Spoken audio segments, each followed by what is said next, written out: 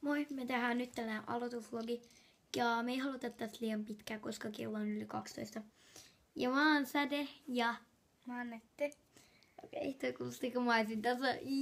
No, mutta niin mä alettaisiin vloggaamaan. Ja... no niin, me kerrotaan vähän itsestämme, mutta eka mä sanon, että... Mulla ei ole suklaata huulissa.